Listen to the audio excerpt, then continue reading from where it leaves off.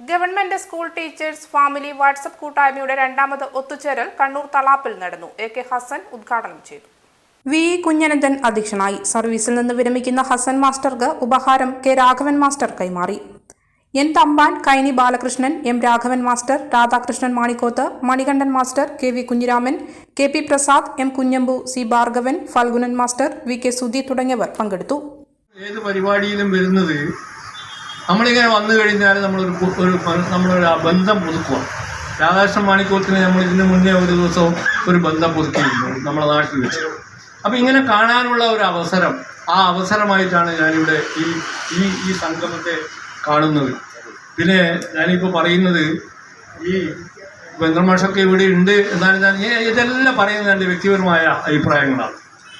ഞാനിപ്പോൾ STF എന്ന് പറഞ്ഞിട്ട് നമ്മൾ കൂട്ടായ്മ ഉണ്ടാക്കിയാലും നമ്മളെ പെൻഷൻ സംഘടനയ്ക്ക് എതിരല്ല. എന്താ കാരണം?